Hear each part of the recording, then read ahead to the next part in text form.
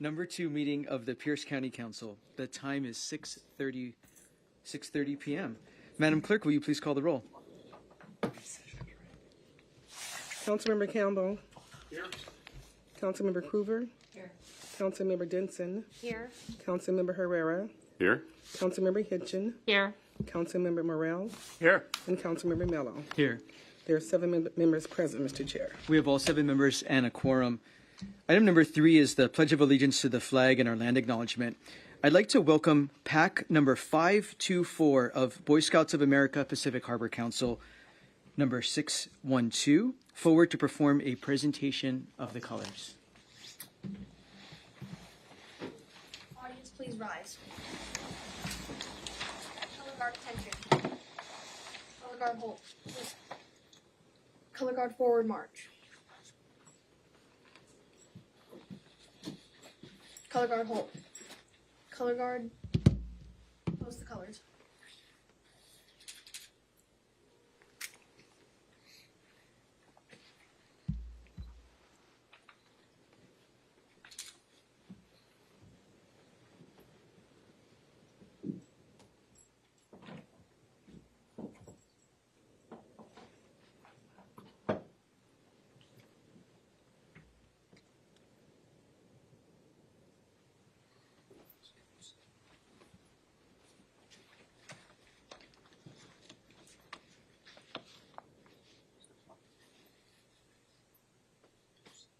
Scout salute. Audience hand over heart. Please join me in the Pledge of Allegiance. I pledge allegiance To the flag of the United States of America and to the republic for which it stands, one nation, under God, indivisible, with liberty and justice for all. 2. Audience, please be seated.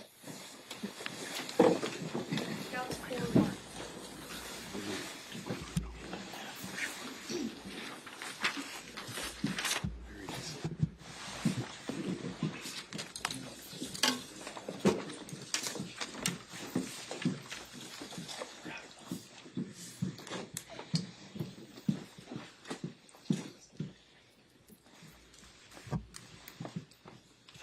Well, PAC 524, thank you so much for your leadership this evening. We're going to ask you to maybe come back every week to downtown Tacoma and help us do that. Very grateful to have you.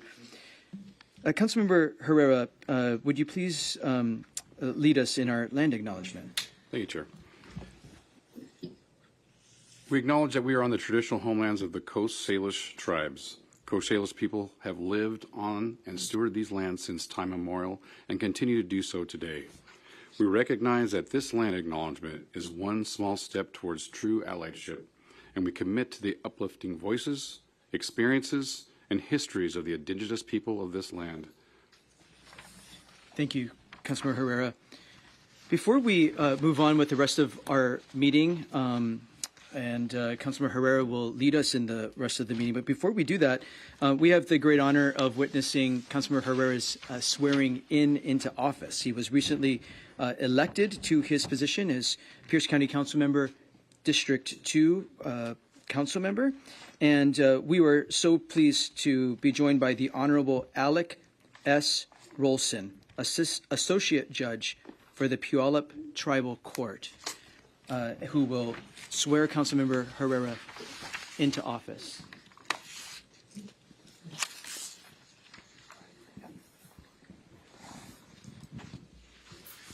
Raise your right hand, please, and repeat after me.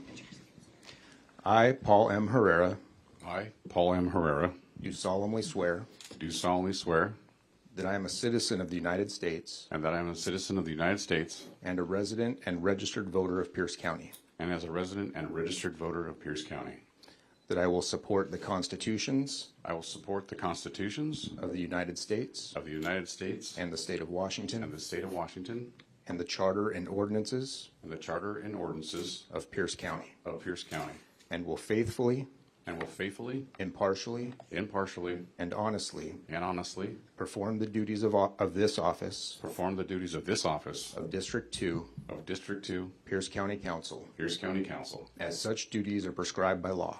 as such duties are prescribed by law. So help me God. So help me God.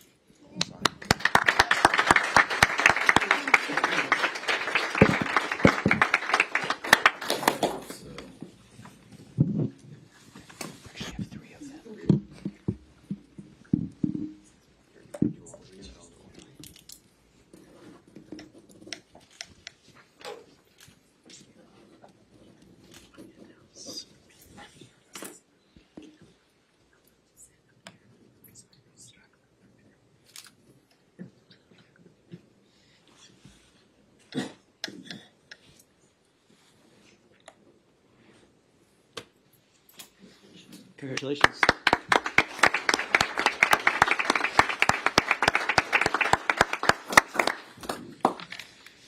Well, thank you, Judge.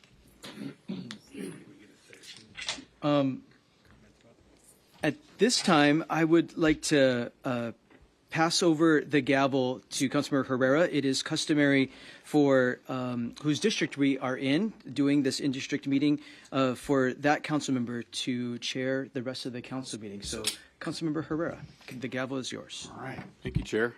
And I just want to welcome everybody who came out today.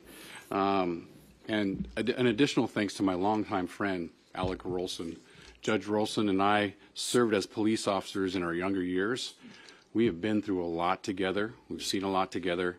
And now we're doing better and bigger things and taking our life experiences as police officers in the communities and making this, hopefully, this world a better place. And I'm really honored that you're here today, Alec. I appreciate that.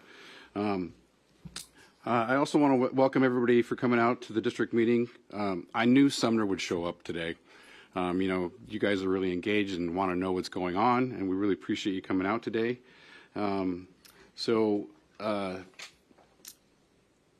we wanted to have some good content for you guys to listen to, because you guys want to know what's going on in your community. So I want to thank the council staff who's out here today.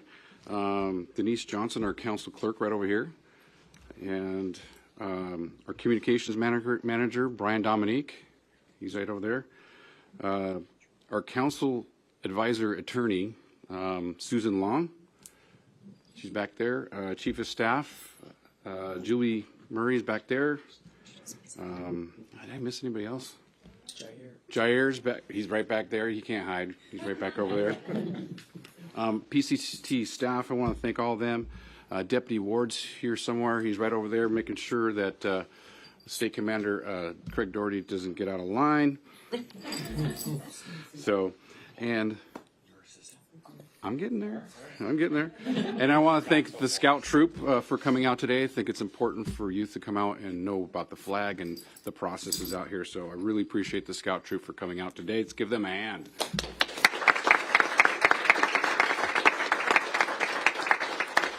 And last but not least, my council assistant, Cynthia.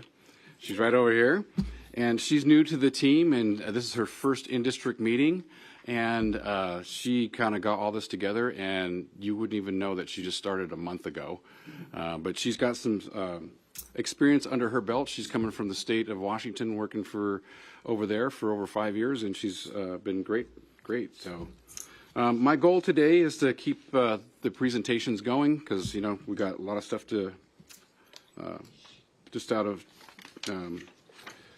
for your time to get home. I mean, it's getting late. So, but before I move to my colleagues to introduce themselves, we'd like to introduce everybody here today.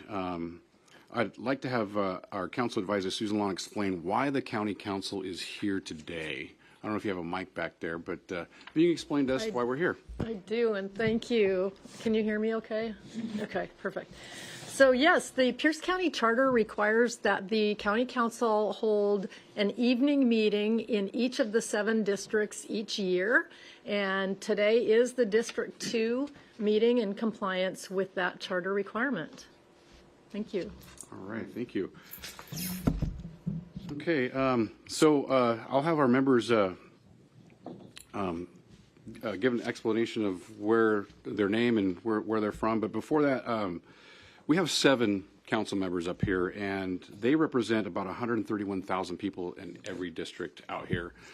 So, I mean, the county is the second largest county, and each district knows their district best. So that's why you see 7 people out here, and we'll start with right over here. Well, thank you, Chair Herrera, and thank you, Sumner, for having us here today. I feel like I'm kind of behind this pole, so I'm leaning.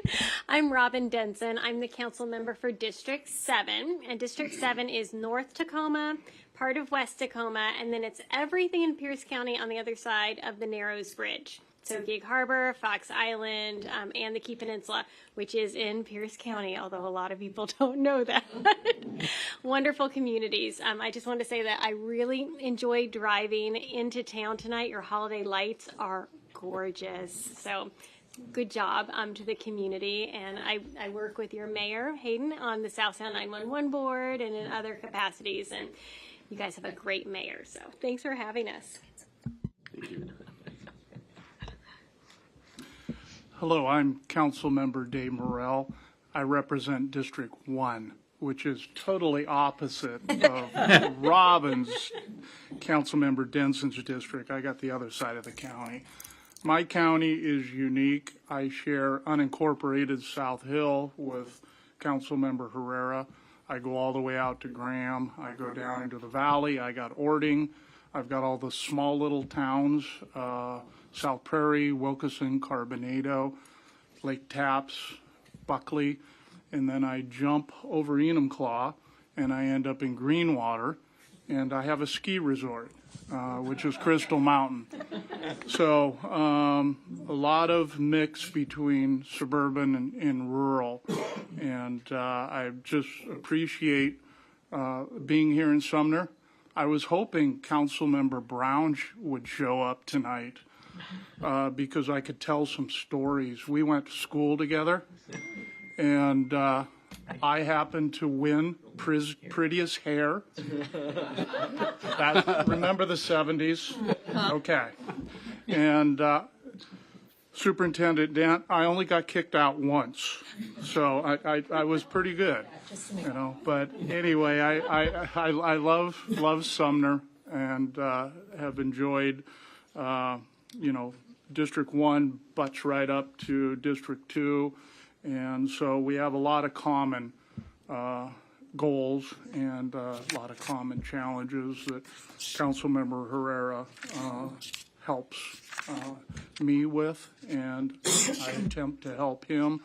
Also, my council aide is Judy Hurley, and the best council aide ever. So just want to give kudos out to her. She's listening, so thank you. Well, thank you. Good evening, everyone. My name is Ryan Mello, and thank you to the community of Sumner for welcoming us so warmly. I represent the communities of University Place and Fircrest, and also share representing the community of Tacoma with my colleagues, Councilmember Denson and Councilmember Campbell. The parts of Tacoma that I have the honor of representing include downtown Tacoma, Hilltop Tacoma, Central Tacoma, all of South Tacoma, and parts of East and South End Tacoma that go up to Pacific Avenue. So it's great to be here. Thanks for having us. Good evening, everybody. My name is Marty Campbell. I live in represent Council District 5, which is pretty much right in the middle of the county.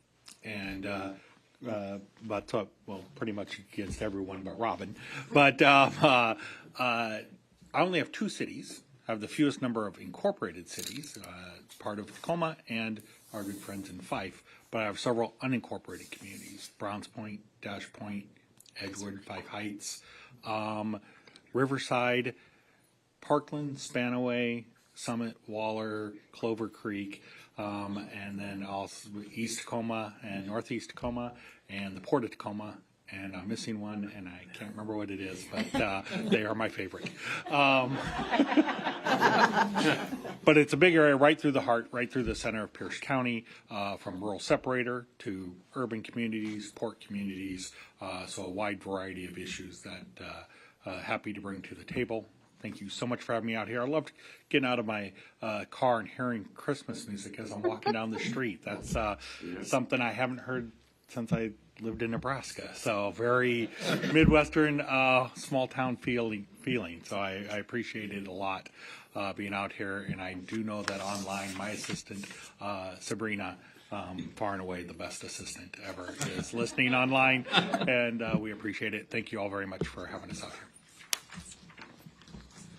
Good evening, everybody. I am Janie Hitchin. I have the honor and pleasure of representing District 6, which is Lakewood, DuPont, Silicon, 3 islands, Ketron, Anderson, and McNeil Island, and then Joint Base, Lewis McChord, and then where I live, Parkland. And it's a pleasure to be here this evening. It's fun to see a packed crowd. I'm going to continue to mask because I had COVID over Thanksgiving. I tested negative twice, did all the things I'm supposed to, but just that's why we're doing this. This is our new normal, everybody. Thank you. I too want to say thank you for hosting us tonight. I love Sumner. I plan to do some shopping on the way here, but the store's closed at 5. So I'll have to come back for that. I represent Council District number 3, and that is, I I believe, probably the most rural area. I have the city of Roy and the town of Eatonville. Those are my incorporated areas. So I can start out with Mount Rainier. I have that treasure in my district, and I can head west, going through Eatonville, out to McKenna, and up through Roy, and head back over to Spanaway. I have Spanaway Lake. My only island is Enchanted Island there in Spanaway Lake.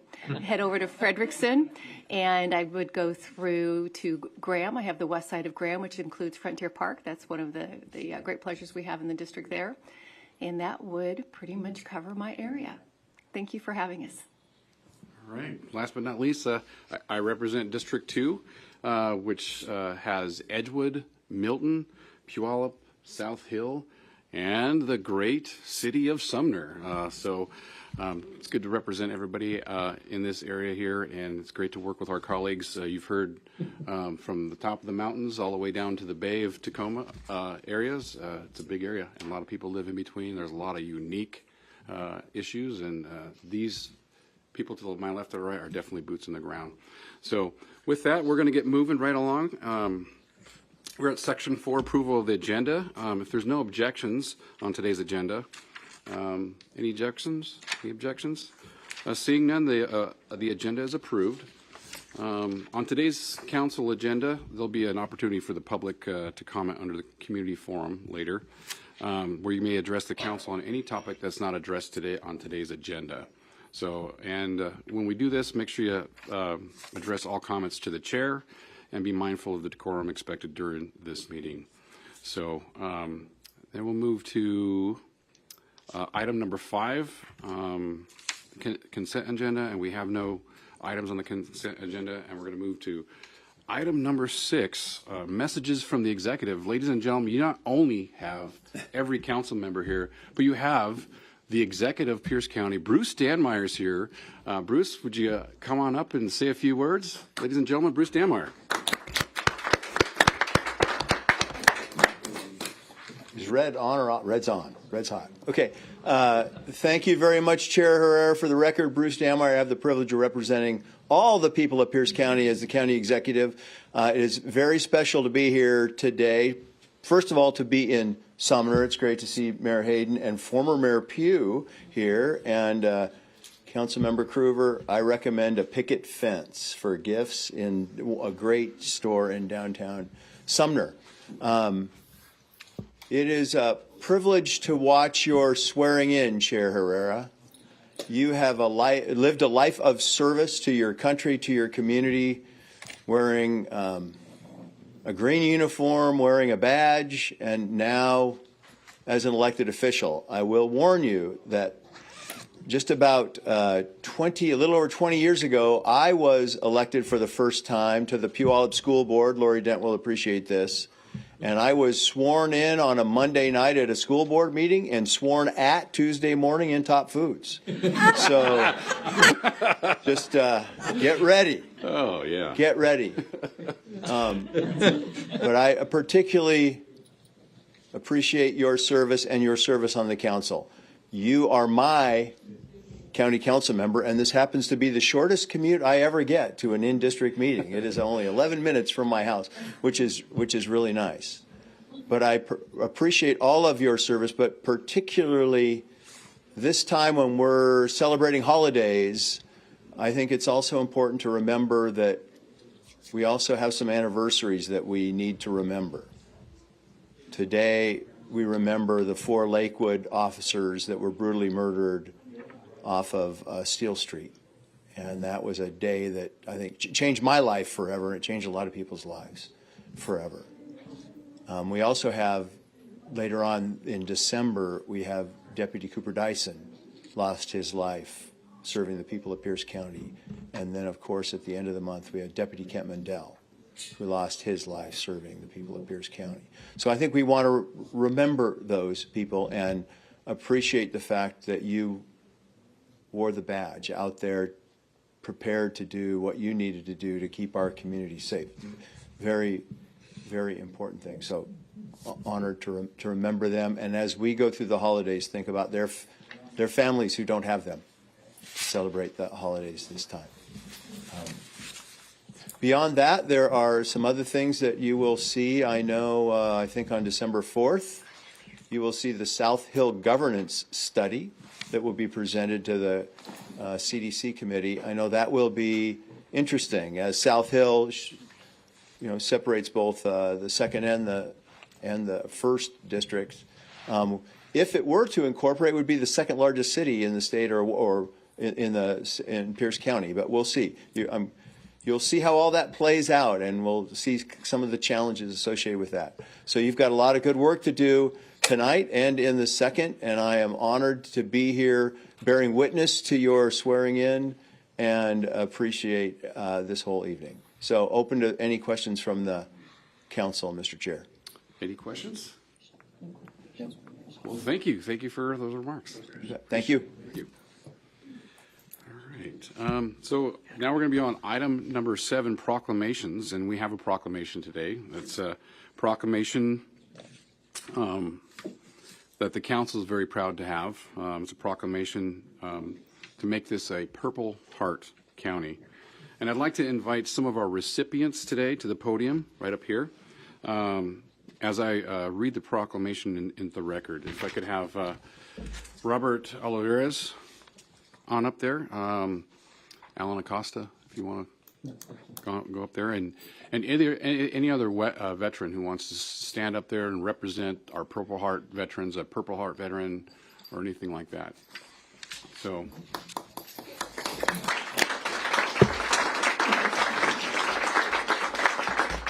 So I'm going to read the proclamation, and we'll have some comments afterwards. Maybe some people, or maybe some of our youth don't even know what that means, what the Purple Heart means, but I'm going to read the proclamation now. A proclamation of the Pierce County Council proclaiming Pierce County, Washington, a Purple Heart County. Whereas those have earned the Purple Heart have given their bodies, minds, and in many cases their lives in the defense of democracy, freedom, and the American way of life. And whereas their bravery is in the face of danger, an unwavering commitment to defend those to their left and right and the nation that sent them to war is inspiring. And whereas the Purple Heart is unlike any other award in the armed forces, with only one way to receive the honor is through injury or death in combat. With the first Purple Hearts being awarded in 1782 to 3 non-commissioned officers during the American Revolution by then General George Washington. And whereas Interstate 5, I-5, which services Pierce County, is part of the Purple Heart Trail, serving as a visual reminder that others have paid a high price for their freedom to live and travel in a free society. And whereas the county's 2024-25 biennial budget includes more than $205,000 for a new veterans office position for proactive approach and engagement with underserved veterans in Pierce County, many of whom are Purple Heart recipients and may be suffering from wartime struggles. And whereas Pierce County has a large veteran population, including Purple Heart recipients, with more than 34,000 of whom received disability compensation from the U.S. Department of Veterans Affairs. And whereas it is right and just to support our veterans who have earned the profound and eternal gratitude from the Pierce County community members for their willingness to risk their lives for the sake of this nation, its people, and our freedom. Now, therefore, be it proclaimed on this 29th day of November 2023, by the Pierce County Council that Pierce County is a Purple Heart County, and we encourage citizens to show their appreciation for the sacrifices of our Purple Heart recipients.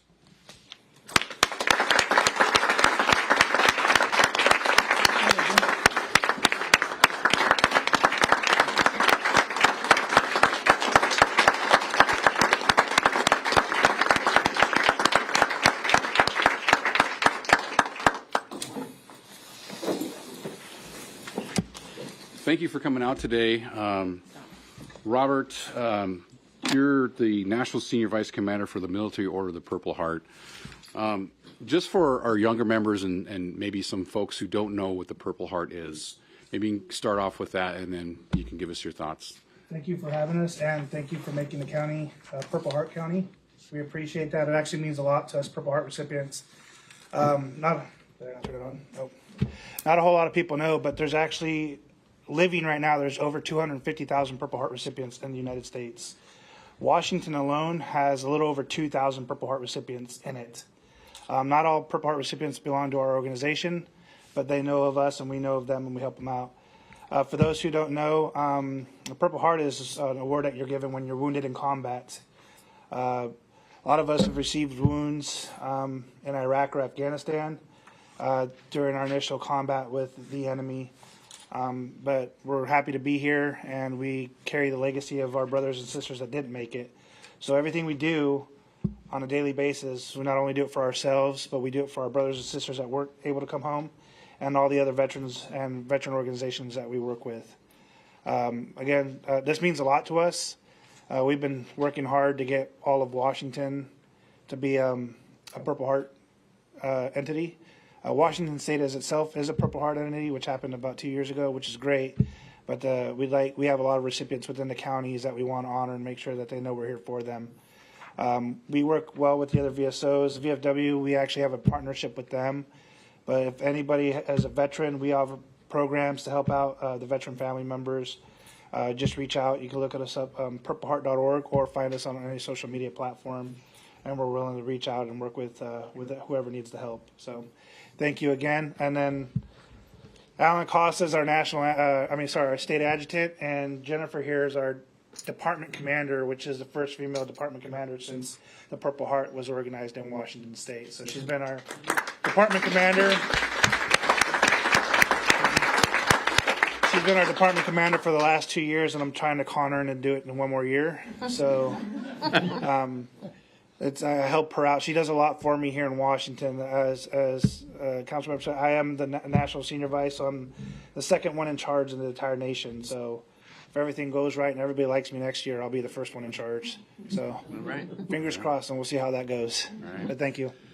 Thank you. I'd invite some of my colleagues if they had any remarks for our Purple Heart proclamation. Go ahead. Thank you, Chair Herrera. First, thank you, all three of you, for your service and your sacrifice. Over Thanksgiving, I met my family down in New Orleans, and we went to the World War II Museum, which is amazing. I mean, you really need like a whole week there. It was so overwhelming, and we learned so much. But it was so important for both myself, my kids, my nieces and nephews, to really learn about the sobering sacrifices that these individuals went through in World War II, and we've had similar sacrifices over time in all of the operations as well. So it just really drives home the point of just the selfless sacrifice for the country that men and women have given over time and are continuing to give, and we're just so grateful for your service, and thank you for helping the other veterans as well. It's so important. So thank you so much. All right. Go ahead. I too want to extend my thanks. Representing Joint Base Lewis McChord, I've had a lot of connections and conversations with the family members that are supporting those that come back with wounds. And sometimes they're very visible wounds, but sometimes they're not. And I know that the Purple Heart community really pulls together to make sure that those that are healing, even long after the wounds have healed, there's all the healing that still has to go on as you figure out what your new path is. And one of the things I really acknowledge that you all are doing such phenomenal work with is really working with the community and the families to kind of pull people together, surround them with those supports so they can continue their journey, whatever the next step for it is for them. So thank you for this. Thank you for bringing this to our county. I actually was not aware we were not a Purple Heart County, so I feel a little bad on that part, but thank you for correcting us and getting us on the right path, and thank you for all of your service. And for those that are not standing up here with us, thank you for your service as well. Thank you. Anybody else? Councilman Campbell. Thank you, Chair. Thank you very much for your service, everyone. As a son of a Vietnam-era veteran, always instilled in me the importance of service and what it meant. For many of my teenage years, I actually a caretaker for a local cemetery, which meant I had to prepare everything for Memorial Day, which means I got to be there and listen to a lot of very powerful conversations of men who had served in World War II, back when I was younger, talking and welcoming in many of the veterans then that were Vietnam era veterans that were trying to make sense of things, and to see some of that talk and discussion, and the ones who wouldn't talk about any of it, and understanding that too. Many of them showed up with their Purple Heart to the services, and so to see the continuous hand down and the next level of encouragement, discussion, and just coming together. Just so happy to see that it all continues, and happy to see how we can support in any way. Thank you, Chair. Councilman Kruger. Thank you, Chair. Appreciate too you bringing this forward. I didn't grow up around military, but I always try to imagine, what it would be like. And when I see someone who's in the military, I have to stop and think and try to imagine what you may have had to go through or things that you've seen, and I don't want to go there. It's pretty special what you walk with and what you learn and how you support each other and what you show others, what it means to sacrifice yourselves. That is appreciated. You may not always feel that, but there are those who think about you often and send out prayers for what you do and helping others. And this is just a small thing that we've done, but thank you, and thank you all too for bringing this. You're appreciated. Thank you, Chair. Anybody else? Okay. I would like to express my sincere gratitude to the council for your unwavering support for this proclamation. And this proclamation, we were aimed to highlight the courageousness of our Purple Heart veterans, and it's a medal that no veteran wants to earn. I'll tell you that right now, because it signifies the sacrifice for our country, and actually shedding blood for our country, which is represented on the red stripes on our flag. That's what that represents. And as Americans, we need to be continually reminded of the sacrifices. There was about 9 years ago, there was a veteran who was lost in the Battle of Guadalcanal, and he was from this community, and he was lost. They never found his body or anything like that. But he was from the Pacific Northwest, and the Battle of Guadalcanal, if you know a little bit of history, if we would have lost that, bombs probably would have started dropping here in the Pacific Northwest, in Tacoma. So I'd like to think that he fought a little bit harder, and his sacrifice was not in vain for here. He fought a little bit harder to make sure that those bombs did not fall here in World War II. It's relevant then, and it's relevant now. And they found him in the cockpit of his plane 70 years later, and he was brought home I think, in 2015. And that was an honor to see his extended family bringing him home. And I talked about this on Veterans Day also, the importance of saying thanks to our veterans, thanks to our Purple Heart veterans, because we're an all-volunteer military. And we get our strength from home. When we're overseas in a slit trench far away or freezing somewhere, or seeing our buddies getting hurt and things like that, we draw strength from home. Not just from our families, but from America. And doing this proclamation is just one little thing. Having a sign saying this is a proclamation county helps that. It helps the future of this nation. So I appreciate everybody coming out today and witnessing this, and thank you for what you do. And I appreciate all the veterans are here. Raise your hand if you're a veteran here. Raise your hand if you have family members that are veterans. See, we're all affected. So thank you very much. And not forget about the 22 a day. Absolutely. We never forget that. So I'd like to invite, I guess we're going to do a picture. I'd like to say one more thing. This isn't small on any part. all of us Purple Heart recipients and veterans, we have our struggles on a daily basis. Yes. There's veterans and Purple Heart recipients out there that will never talk about what we've been through. Yes. But by having a sign or a Purple Heart recipient who might be a part of our organization of VFW, seeing this, that is the biggest thank you that you'll give to this veteran community and all Purple Heart recipients. You may not know there's Purple Heart recipients walking among us. You'll never know. But to see this is telling them thank you from this county, and that means more than you'll ever know. Like, I was wounded in 04 and 05. I didn't even know this organization existed until some guy yelled at me for looking at a sticker. And so since then, I made it my goal to let everybody know that we exist.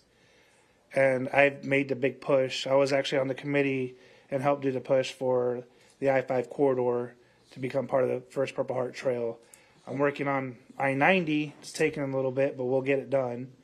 But nobody knew we existed until we started pushing. So everybody knows about the VFW, the American Legion, the Marine Corps League.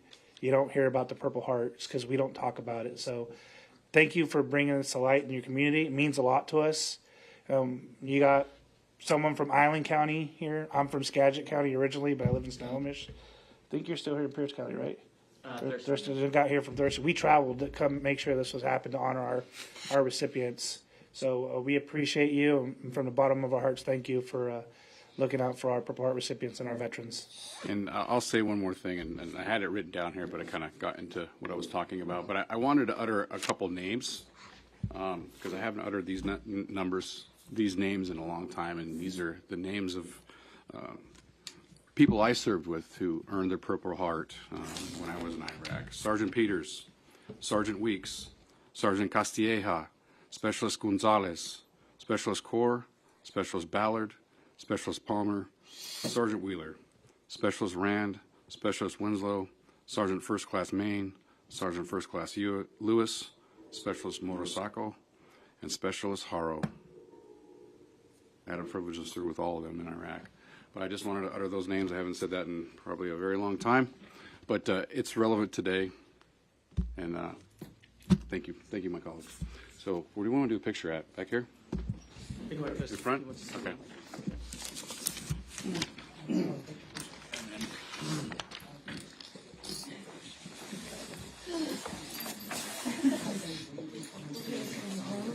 Yeah, you ready to go? Let's go. We're out.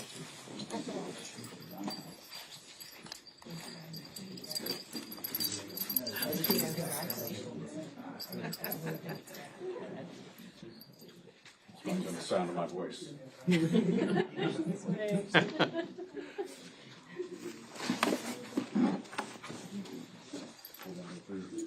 guys get in the middle.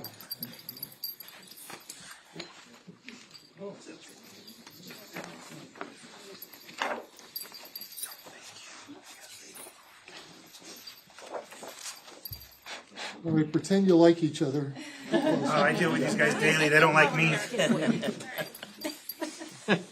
Breathe in. I'll suck it in. Take a couple photos. 1, 2, 3. We'll get one more. 3, 2, 1. 1, 2, 3. Got it. Thank you. Good job.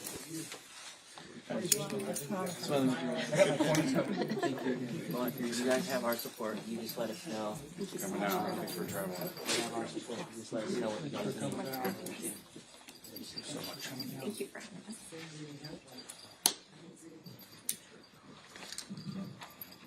Yeah.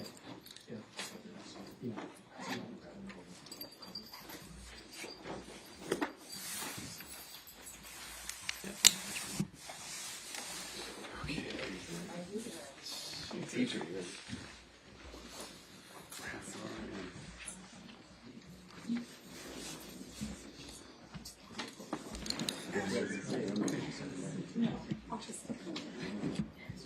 All right, we're going to get going here. We're on item number 8. Ordinances is none, and no resolutions. And we're on other business, item number 10. So we're going to start off with Sumner City update. We're going to have that. We're going to see what's going on in the wonderful city of Sumner. Mayor Hayden's going to come up and speak to us and give us a nice detailed report of what's going on in Sumner. Thank you, Councilmember Herrera and all council members for holding your meeting in Sumner. This is a place I love, and I love showing it off. I'm going to have a little PowerPoint about Sumner so that you will know what's going on. So we are a small city in population, but very large in services. We're known as the rhubarb pie capital of the world. We have a regional sound transit station and the largest YMCA in Washington. We have an industrial area in Sumner that has 17,000 workers out in the industrial area, and it is the largest in Pierce County. They have Delano's, which makes coffee that you might find on your desk. Amazon.com, Helly Hansen, Nordstrom's, Costco, REI, they all operate out of our industrial area and serve businesses all around. We have a full service city. We have a police department. We have animal control. We have utilities, water, sewer, storm, 48 active capital improvement projects going. And some fun pictures of the mayor doing fun things. So our White River Restoration Project, we have some big projects going. And our White River is out towards Pacific in that area. And oh, I have it right here. Okay.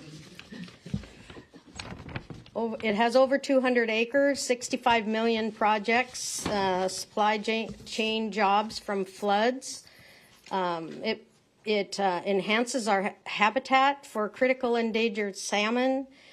We have a partnership with the Puyallup tribe of Indians and the Muckleshoot Indian tribe in Pierce County. We're proud of that. So funding from Pierce County Flood Control Zone District helped purchase this. Thank you. DMI parcels, support from Pierce County. We can't thank you enough for your help with this. Turning it fast. So the last piece of the east-west corridor, the Stewart River Bridge, is it's higher and it's wider. It lets the river flow, and it will help the critical endangered salmon. And we have a partnership with the Indians to make this and the river flow better. First American city to try Bus Up. Bus Up is a commuter bus that picks people up at the train station and takes them to their jobs in the industrial area. It's just a pilot program, and it's just getting started, so we'll let you know how that goes. We're the first city in the nation to have this service.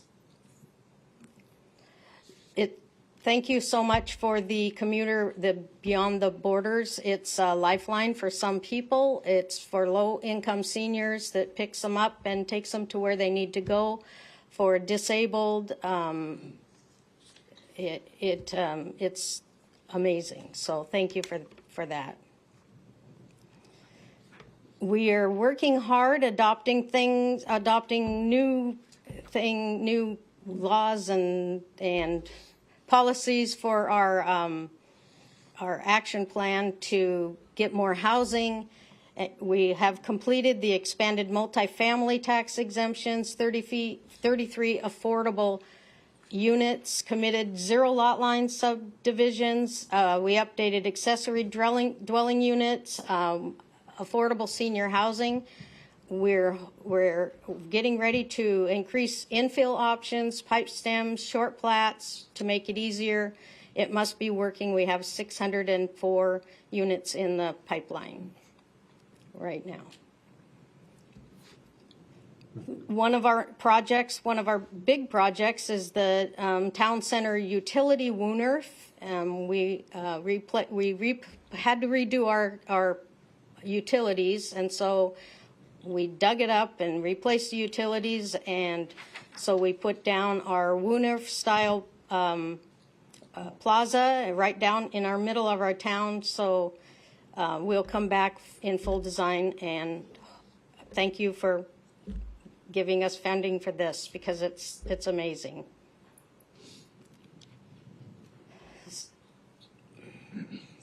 Hops Alley. This is the extension. This is the next part of the Wooner project. It is between the Main Street businesses, and behind them there is an alley. We're getting ready to connect that with the Wooner style plaza also, and to add on to our Heritage Park area, and it's going to be really cool. So thank you so much for everything you've done, and we're happy to have you here. All right, thank you for that presentation. Is there any questions from our council members? So I have a question on the White River project. Some people may not be familiar with it. I mean, there's a lot of things going on there, but I mean, in general, that's the project that kind of balances protecting our infrastructure and economic development at the very same time. 200 acres. It'll have braided channels, and it will be a habitat. It'll bring back the salmon, and it's a big deal. Okay. And I mean, I don't know if some people may haven't been in Sumner in a while. I've heard comments of people coming downtown here. They're hearing the Christmas things. I mean, Sumner in the last few years I've seen some changes here. I've lived here for a long time, and it's kind of exciting what's happening here in Sumner. Yeah, we're excited to bring some fun things, and we're really trying to keep it cool. All right. Okay. Well, nobody else has any questions of Mayor the mayor. Got one? Okay. It's not a question, actually. I'm just really so impressed with the renderings of what you're doing. Is it pronounced Wooner? Woonerfs. Woonerfs. This is beautiful, and I love, how pedestrian friendly it is, and coming from a small town myself, I think it's really going to be wonderful for your local businesses, and that spirit of community that helps keep the community character. So I can't wait to come back and see this. Yeah. Well, when we opened it up, the first section of it for Rhubarb Days this last summer, I've never seen that many people downtown Sumner. And, even the ones that were crabby about the road being closed, it was Redemption Day. I mean, it was awesome. And I love rhubarb pie. Mm-hmm. And thank you for not mixing it with strawberry. Come on. Straight rhubarb. Right? Strawberry rhubarb pie. No, it's got to be straight rhubarb. Love it. Right? If you can't take it, you just add some vanilla ice cream. There you go. So I will definitely have to come for Rhubarb Day. Thank you. Is there any other announcements, anything coming up in the city of Sumner? Any parades or anything like that? That would be from our communication girl, Carmen. Santa parade. Oh, the Santa parade on the 2nd. Yeah, I was just trying to get you to say that. Barbara's going to be there. That was a leading question. So the Santa parade, we worked on the float yesterday, so it should be good. We might have some additional. Hey, I can't pass up a chance to get people to come to Sumner. So yes, Santa Parade, 3 p.m. This Saturday. Before that, the firefighters are flipping flapjacks over at the fire station. So that's just enough time to carb up either there or in one of the restaurants downtown. Do a lot of holiday shopping. Thank you, Councilmember Kruger, for doing your holiday shopping in Sumner, and then enjoying the parade. But really, any day through the holidays, like you're saying, we have the music, the decorations, lots of unique stores where you buy something, it won't show up in your browser feed the next day. So, and letting your significant other know what you were looking at. So, wonderful places to do your holiday shopping and get a little Christmas cheer, holiday cheer at the same time. Awesome, thank you. All right, so we're going to move along here. Our next item up is, well, if you've pulled out of the Fred Meyer here in Sumner, and you'll see this lot. That's empty there. It's been empty for a long time, but there's a new sign up there. It's going to be the location of the new Pierce County Sumner Library, and we're going to get an update on it. Some exciting news of a new library in a town that's doing things. The momentum's happening here, and we have Gretchen Casarati to give us an update. What's going on with the library? Thank you, Chair Herrera, council members. Please, it's a great to see you all here, and thank you, City of Sumner, for hosting a wonderful partner to the Pierce County Library System. And yes, Sumner is the place to be where things are happening. What I was going to cover this evening was to provide an update. Some of that may feel familiar to council, given our partnership in working with the library capital facility area in recent weeks and months, and then for the benefit of our community members in attendance tonight to share that information on the progress of building a new library in your communities. So let's start with the election results itself. So the ballot measure Proposition 1 to create a library capital facility area met the measurement of the 40% validation, which was 1,585 votes. So it validated and it was approved by the voters in Sumner. So on a primary election, we really appreciate everyone who took the time to cast their ballot and had their voice heard. So with that, it set in motion a lot of work for us to move forward with our commitment to build a 20,000 square foot library on the new site, as Councilmember Herrera mentioned, across the street from Fred Meyer over on Main Street. We heard a lot of really good feedback from the community during the ballot measure process about the location.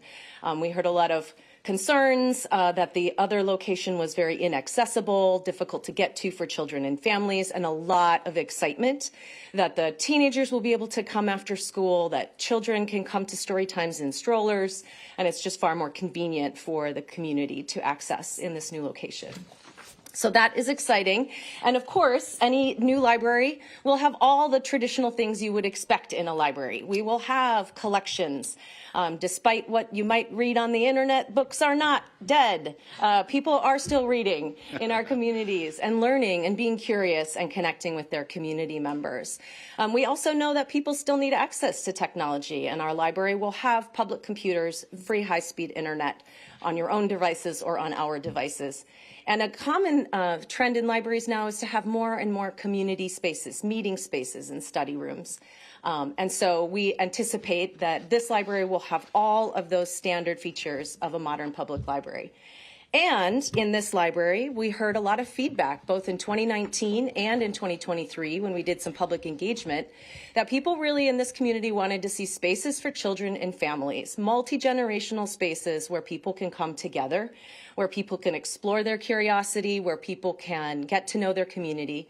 And we work with a lot of nonprofit partners. And so we've also heard that there's a call for additional spaces where people can provide additional services that might be harder to get if you have to go to Tacoma for them. And so with some support from groups like the Sumner Rotary, we've received additional support and funding to explore what that kind of a space might look like in the library that we could pilot by using the library space to bring people together and connect to those types of resources. So we're doing some work on the staff side right now to explore what that looks like in anticipation of working with an architect very soon to design it. So when we started this process, I started in the summer of 22 in my position. Cost estimates for library projects were at $950 a square foot, and a 20,000 square foot branch that was estimated to be a $19 million project. With the voters passing the LCFA bond approval up to $15 million, we also have $1.5 million committed from our Pierce County Library Foundation, and we anticipate we'll reach our goal of $3 million of privately fundraised dollars for this project. We had requested $1 million from the Washington State Capitol budget, and we were delighted with support from Representative Stokesbury in District 31 to actually be awarded $2 million. And so while the numbers clearly don't match, we are now in the process of refining those budgets so that we can make sure we have the adequate resources to execute this project. And that is a position that we're very grateful to be in, where we're able to refine budgets and not start from a place of deficit. The library capital facility area, many people are unfamiliar with. We've actually never used it in Pierce County. And for the last year, I've been working with the Pierce County Council as it requires a relationship between the library and the county council in order to form this quasi-municipal governing entity. Essentially, a library capital facility area is a method that the Pierce County Council can serve by 3 members being appointed to a board to oversee the bond that the library will administer for the construction of the library building. And at the end of the life of the bond and the debt is repaid, then the building and the property reverts back to the library's ownership. So it's a really critical partnership, and we're grateful to the council and the staff, Susan and everybody on the staff who's been so helpful to us in learning through this journey and process. And we're at the milestone where we have 3 council members who have been appointed to the board, and we are in the process of working on drafts of all of the necessary bylaws and agreements in partnership with the council. So more to come on that. And what is coming now is actually just this week, we finished the interviews to select an architect. We're nearing the end of a request for qualifications to select an architect for the project. We had outstanding responses. People really are excited in the architecture world to build a library in Sumner as well. So we're really pleased that we have a lot of great firms to be selecting from and hope to be under contract by the end of this year, which would allow us to start the design process right away in January. The design process we expect is a good 9 to 12 months, depending on how we work out the timeline and the project plan with the architects. But that process will include public engagement, conceptual designs and renderings, partnership engagement, and that will move forward from design documents to construction, and then we'll be going out to bids. And that's when things get real, and we'll see what the construction market is like by that point. There's a lot of unknowns with that, actually. That's a good segue to, well, when is it going to open? And I don't know. But we know a construction project of this size will take substantial time. We're going to front load as much as we can. The library is ready to go with the design. And then once we get to the point of bidding in the process with the construction companies, then we'll have a realistic timeline of when a new library would actually open its doors. The library will have information on its website. We have a newsletter that people can subscribe to get updates. And as always, the staff in our branches are responsive, informed, and happy to help make connections to people and answer questions that they may have. This is a top priority for the library. We have 19 branches across the system, but this project is ready to go and working really hard to make sure that we can execute on that. I'm also really pleased that this is the first opportunity we've had to make some connections with the Puyallup tribe. And I've been able to establish a meeting coming up with them, and we're working with them on a cultural resource survey that will be conducted mid-December on the property as well. So that's going to be a really nice step to bringing in some more formal partnership with the tribe. So with that, I know you all have had information already. I'm happy to answer questions from the council. And then for any community members here, Jasmine and Ben, if you'd raise your hands, we have some of our staff from the branch, the more familiar faces than me, who are happy to share any information about library programs. Encourage everyone to make sure you sign up to get a library card and have access to all the great resources that we have across Pierce County. So thank you. With that, I'm happy to answer any questions that you all may have. Thank you, Gretchen. Is there any questions? Looks like Councilmember Campbell's got a question. Thank you, Chair. Congratulations on getting this here, and congratulations to Sumner on the library. I was happy to see in the pictures was someone browsing through a movie selection. I thought you may notice that. For about 20 years, I owned a video store in Tacoma, and I miss it every day. But as people are finding more and more with streaming, I think the number's something like only about 20% of all movies ever made are available on streaming. 80% are not accessible to people anymore. And it's really going to be up to our library systems and others to make sure that those resources of visual art is both retained and protected, but made available to the public. And so I was glad to see that referenced several times throughout, continuing to have the access of film and the artistry of film available to the citizens of Pierce County right here in Sumner. So I look forward to coming up and finding some of that very hard to find, that you can only find on digital or analog media. Thank you. Yeah, Councilmember Campbell, thank you for bringing that up. And actually, Councilmember Denson, you know, areas like the Key Center, that branch has a very heavy use of our DVD collections, where people don't have access to high-speed internet, where people don't have access to the wealth of resources it requires. They still do often rely on the library's resources in those physical collections. And it is an equity issue when some content is just not available in a physical format. So we certainly feel that as we work through the day-to-day in our branches. When we have a DVD set of a TV series that people can take and binge watch the whole thing, it's a pretty good feeling. I would never do that. Okay, Councilmember Hitchens. Thank you, Chair. And actually, this isn't for you. I just want to acknowledge and thank Sumner for putting this before your voters and moving forward with this. Libraries can be such a huge resource to the community at every age level. It can be the place where mom goes and has 20 minutes just to sit on a bench and their kid is entertained. It can be the place where a senior connects with a loved one who they can't connect with because they don't have access or know how, in some cases, to access the technology. And someone at the library will help them walk through that process so they can actually connect with that person. They can engage youth at all levels. And it's just a wonderful resource. And so thank you to Sumner for prioritizing this. You had to make that decision on a ballot. And there were people, volunteers in this community that did that work, boots on the ground. Some of you are in this room. Thank you very much, because libraries really are near and dear to my heart, and they really are one of the kind of the hearts of your community. You've got your schools, you've got your libraries, and then you've got some of your community resources, but they all work together to make a community. So thank you for prioritizing this, and thank you for your leadership. All right. Any other comments or questions? Okay, well, thank you, Gretchen. Thank you. It was great. Thank you. All right, so we got one more item here.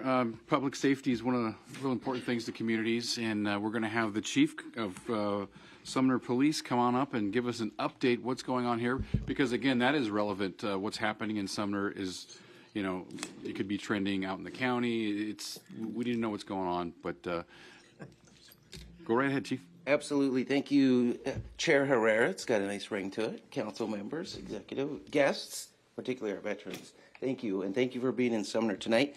My name is Brad Morky, and I have the distinct privilege of serving as the police chief here in the city of Sumner.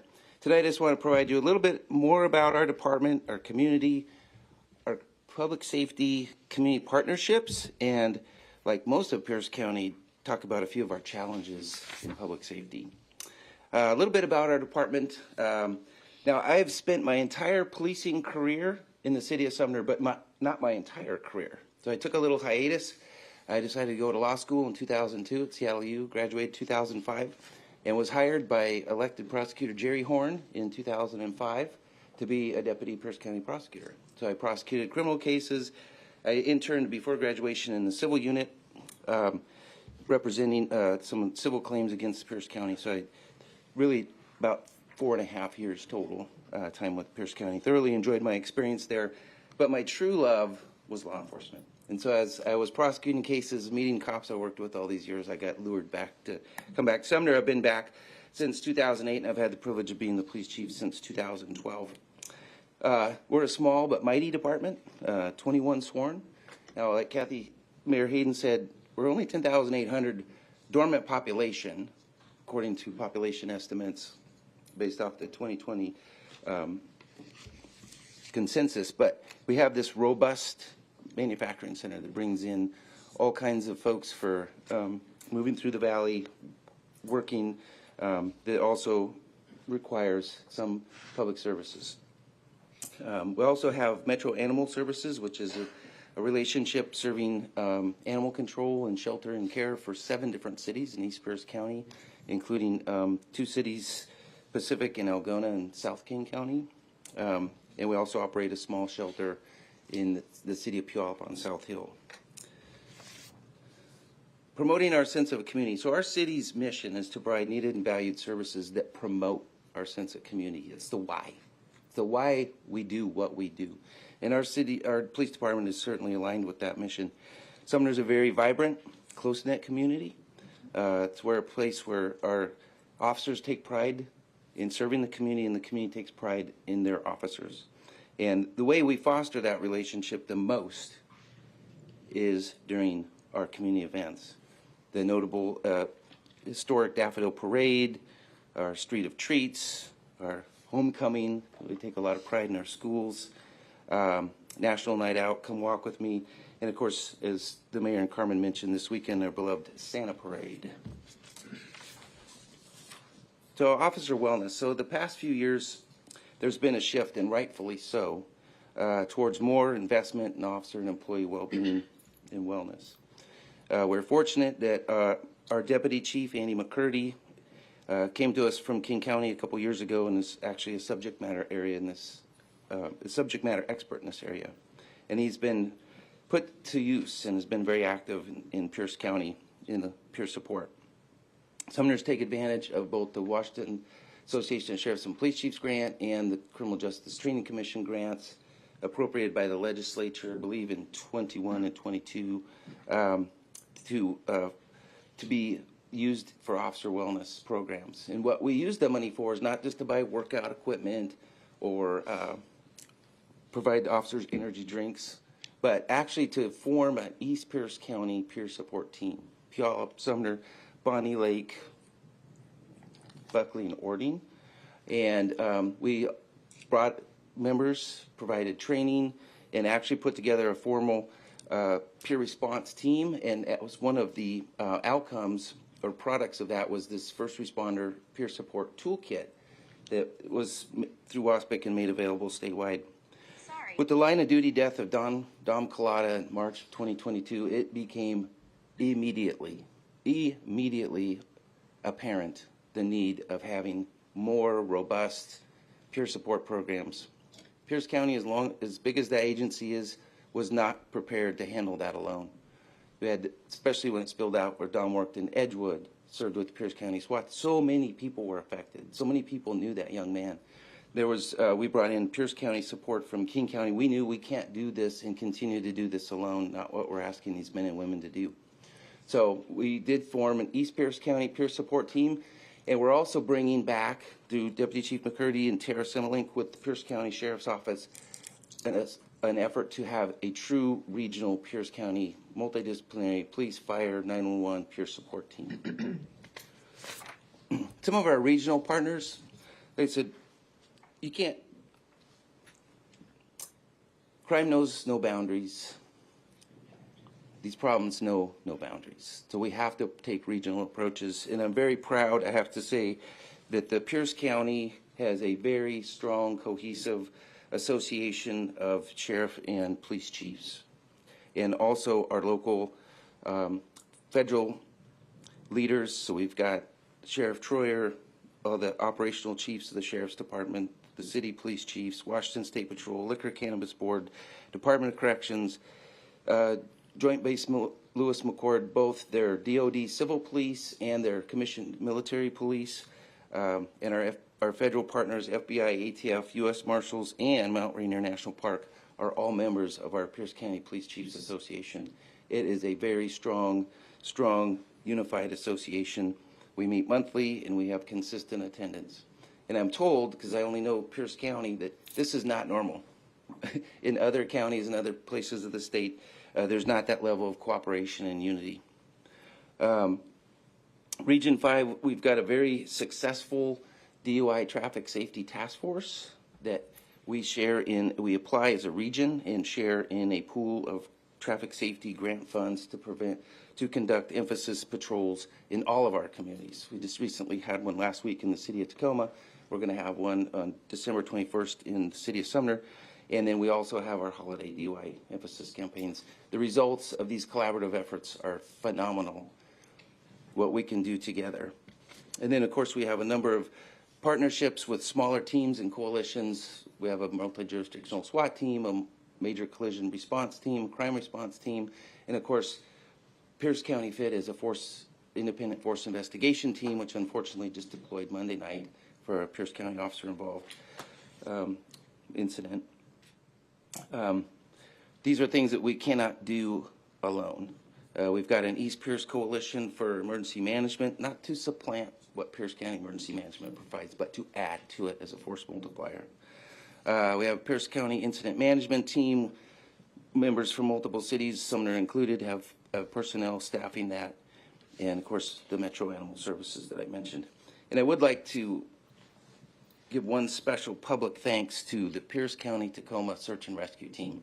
We had an 81-year-old walk away from a care facility in Sumner on Thanksgiving Day, and we were unable to locate her with the AirTag devices that were secretly planted on her from her children, but that technology failed, and as businesses start to close, and we ramped up our efforts. We had air support from Pierce County for State Patrol. We had the Silver Alert, and then ultimately the Pierce County Search and Rescue Team had 30 to 40 volunteers that came out doing manual searching and found her 10 and a half hours after, and a life was spared that night. So thank you to those volunteers and that resource. It's amazing. A little bit was mentioned about the small town and the sound of music as you're strolling down Main Street, but this ain't Mayberry, folks, right? We've had, like most communities over the last several years, had an uptick in crime, particularly in violent crime and more complex crimes. And we had a very unfortunate in October of 22 lost a historic 110-year-old building in downtown Sumner to arson. Luckily, through tips and surveillance video, we were able to quickly identify and apprehend a suspect within 24 hours. But sadly, her story was not unlike others. She'd been in and out of the legal system, in and out of the mental health system, in and out of the drug treatment programs, only to be constantly returned to the streets living a life of crime and desperation. And we've also seen a marked increase in overdoses during that period of time when it was not a crime to possess or use drugs in Washington. We were actually going after, as we were seeing spikes in overdoses, people dealing the drugs. We're successful in getting a prosecution of an adult that sold lethal fentanyl to a 15-year-old child that died. We've been impacted by street racing. Officers rammed by people fleeing street racing events, to attempted murders, and an ever-rising epidemic of armed robberies, often by teenage thrill seekers. And we've also seen an increase in vehicle ramming burglaries. Just as recently as last week to our local Napa dealer, which caused thousands of dollars in damage, only to provide enough stolen merchandise to support a day's drug habits. So some of the trends we've seen, and again, these are unlike, I've seen Pierce counties, Lakewoods, I've seen unlike other communities, but this is a trend from 2020, 21, 22, and as of August 30th, as you're looking from left to right, in some of the areas where we've seen the most effect or impact.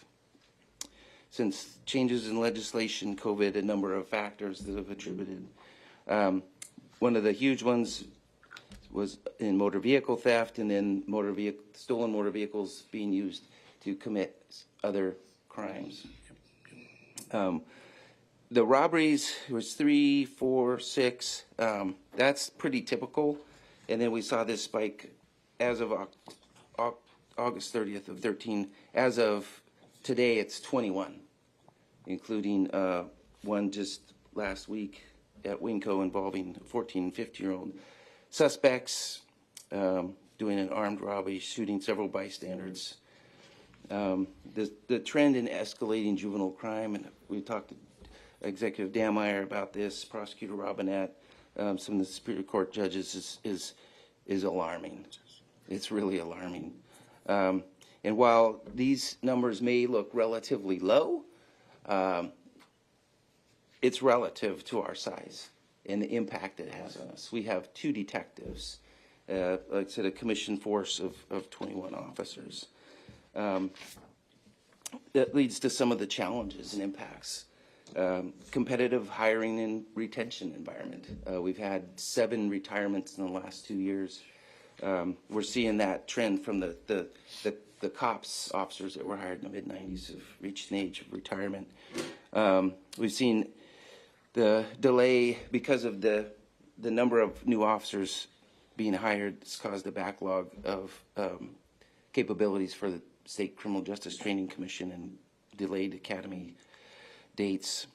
The need for digital forensics capabilities. This really came to bear fruition. One, we're living in a digital age, and that's where a lot of crimes are being committed.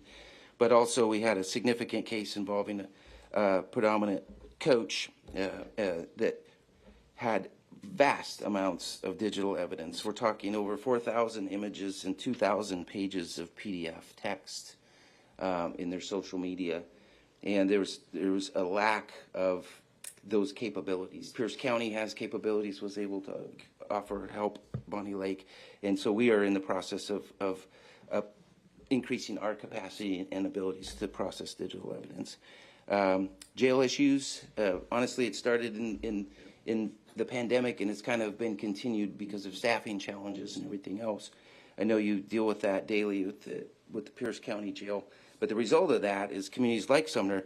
I have 6 different jail contracts, from Score to Nisqually to Sunnyside, Washington, to Enumclaw, Puyallup, and everything, just to ensure that if I arrest somebody tonight for breaking the law, I have some place to put them. But those are impacts, those are challenges.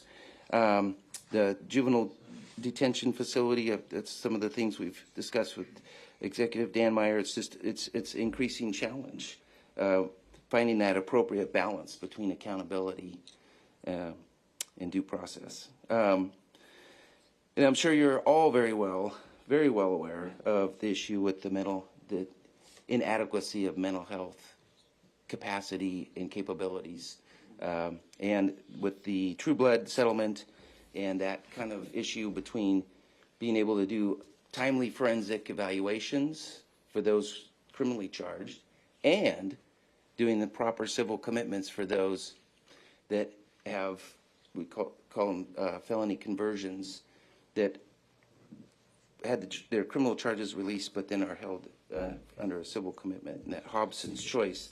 And I commend the council for joining other Washington counties and filing an injunction to hold DSHS accountable and preventing the mass release of mentally ill in Pierce County. And lastly, I'll kind of wrap up with the big question: what do we do, right?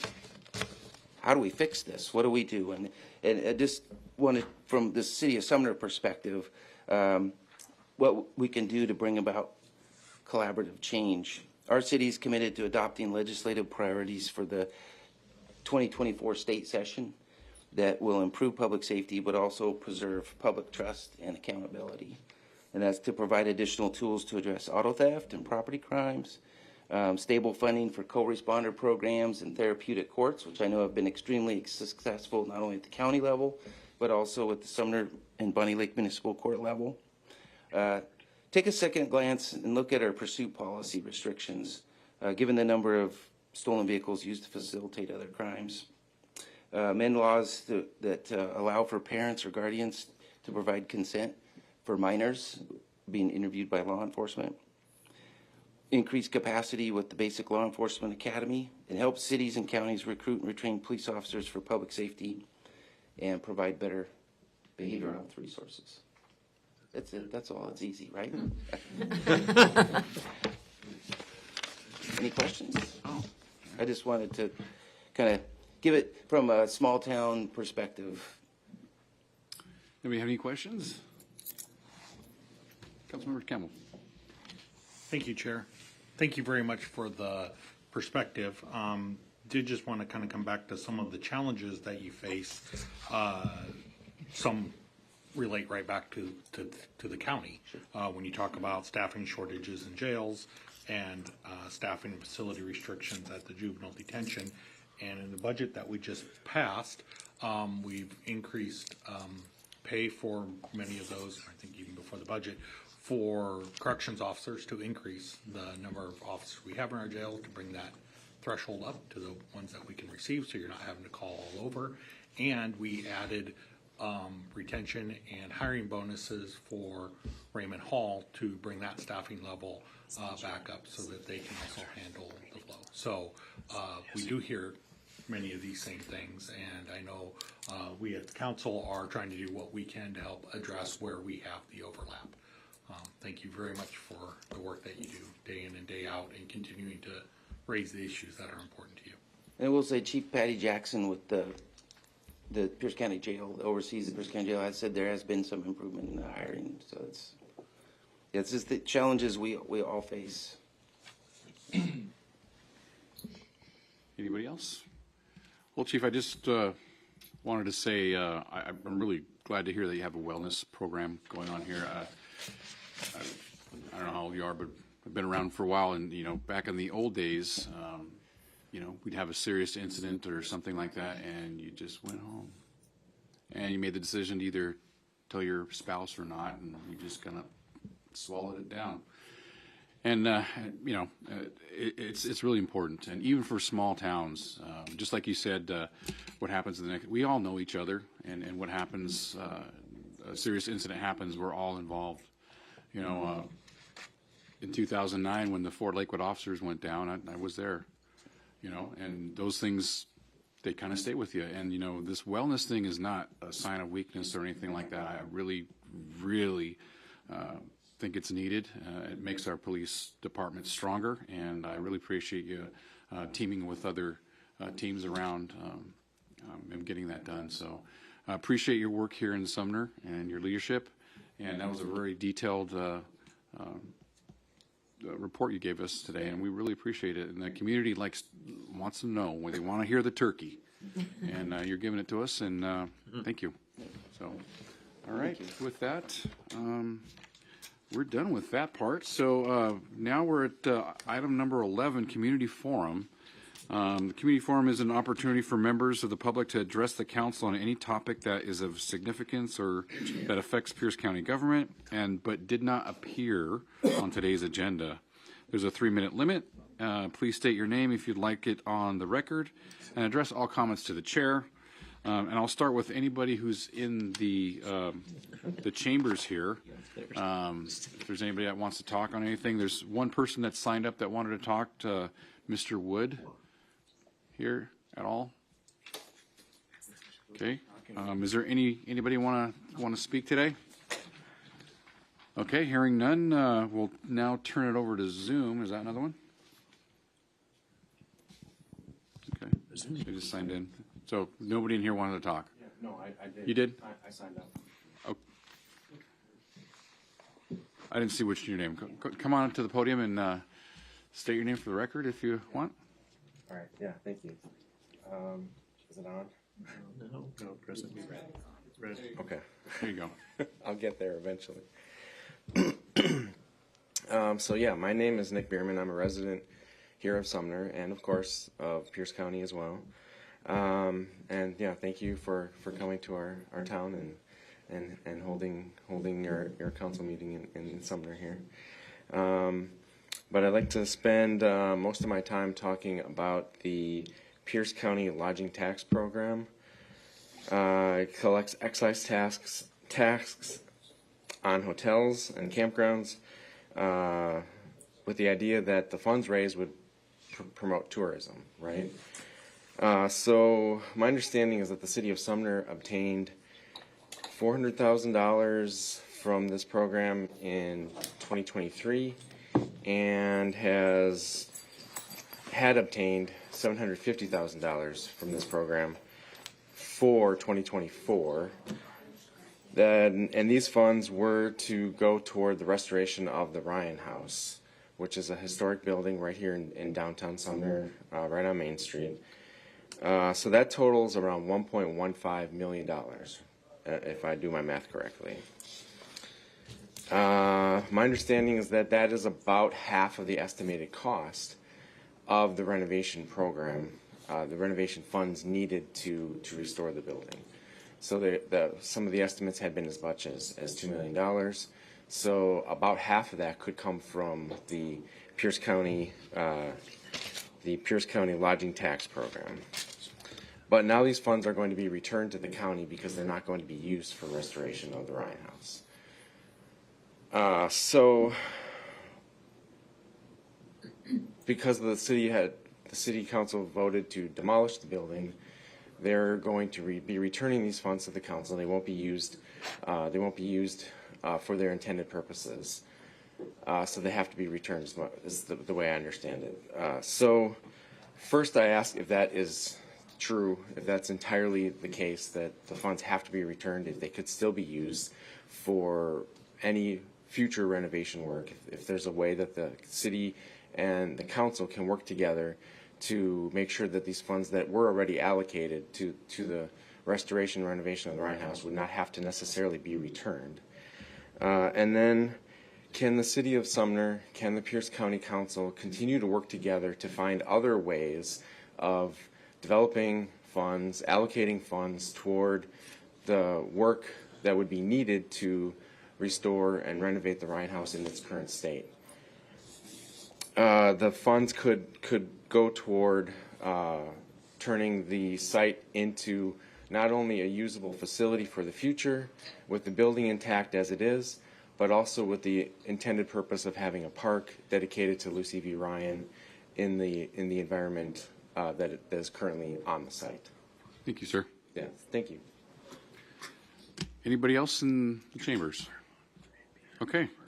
Hearing none, we'll go to Zoom. We'll go to our Zoom operator for remote comments. Is there any? Yes, for any members of the public who wish to provide comment, press the raise hand icon in Zoom or *9 on your telephone keypad. And we have one hand at this time. Please state your name for the record.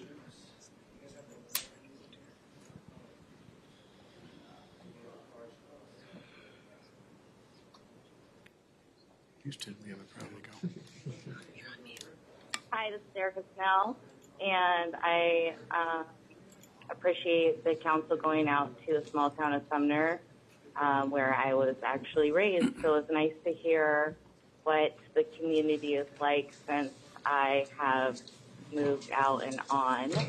I wanted to make public comment specifically to the library, and it kind of is very relevant to a conversation I had with Lakewood Planning Department today.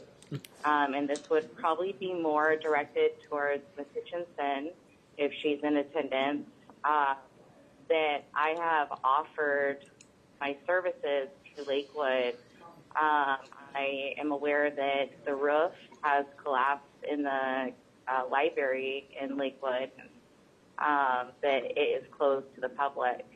And I did make notion that my contracting company would come pro bono to fix the library for the community resources, because it's really time to show and narrate what I'm about for the community and what I'm capable of. And when I insinuated the ability to fix the roof for our community members, and hearing how vital and important it is for the council and the community to have these resources, I was discouraged to hear that with bureaucracy of it, that it can't be done because of, I guess, political affiliations of some sort. And I don't know if that's true or not. So if you're interested in that, I just would like that to be known in this meeting, as I find that to be relevant to the conversation I had, that we are more than willing to come and support Lakewood and the community and the library that has fallen onto some restorations, that the funding isn't there to build it back up. And if that's something you guys would be interested in, you definitely know how to get a hold of me. Thank you, Chair and Council. Thank you. Any more? And we have no other hands at this time, Chair. All right. See no other hands. We'll close the community forum. And before we end this all, I have to introduce my wife, Liz, right over here. She has been by my side for over 30 years through being in the military, all that stuff.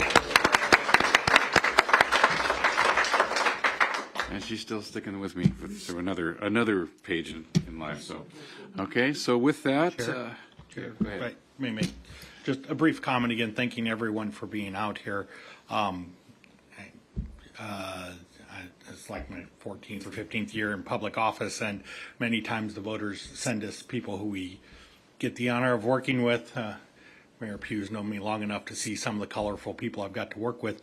Every now and then, though, as elected officials, we get the opportunity to choose who we work with through appointment processes. I've had the honor of choosing both of the gentlemen to my right here in one process or another, and the voters have reaffirmed it. And it's always good to see the voters reaffirm that we knew what we were talking about. But in seriousness, the little over a year now that you've been on the county council, what you've brought, the experience that you've brought, the vast array that we don't many times see and voices to the dais. It's been an honor to work with you for this year. I appreciate we don't always see eye to eye on things. Sometimes that's a good thing. But I really appreciate what you bring day in and day out. It makes us a better council. Thank you. Yay.